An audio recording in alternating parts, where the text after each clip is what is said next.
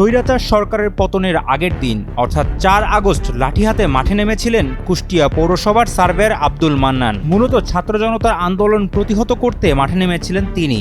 আন্দোলনে গুলিবিদ্ধ ও আহত হয়ে কুষ্টিয়া সদর উপজেলার ইয়ামিন হোসেন পরবর্তীতে হত্যা চেষ্টার মামলা দায়ের করেন।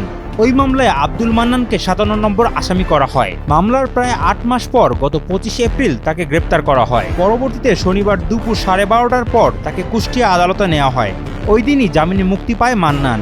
এই ঘটনায় ব্যাপক ক্ষোভ দেখা দিয়েছে জুলাইয়ের আন্দোলনকারী ও স্থানীয়দের মধ্যে। সাধারণ ছাত্র সহ সাধারণ জনগণের উপরে যে নির্বিচারে যে গুলি চালিয়েছিল, হত্যা করেছিল, সেই তাদের মধ্যে একজনকে গতকালকে কুষ্টিয়া বিশেষ আদালত, কিসের এত বিশেষ আদালত যার মাধ্যমে ছুটির দিনে একজন স্বৈরাচারের দোষর যে কিনা ছাত্রদেরকে উপরে নির্বিচারে গুলি চালাতে বাধ্য করেছিল প্রশাসনকে, তাকে বিশেষ আদালতের মাধ্যমে জামিন দেওয়া হয়। টানা সপ্তমবারের মতো বেস্ট টিস্যু পেপার ব্র্যান্ড হিসেবে স্বীকৃতি পেয়েছে বসুন্ধরা টিস্যু। ঘটনায় কিন্তু একটা মামলাও হয়েছিল, সেই মামলার আসামি কিন্তু মান্নান আসামি হওয়ার পরও এই পর্যন্ত মান্নানকে গ্রেপ্তার করা হয়নি।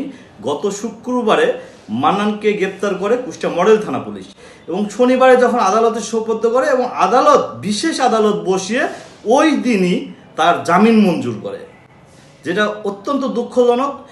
এই ঘটনা আমার মনে হয় না কুষ্টিয়ার ইতিহাসে কোনোদিন ঘটেছে।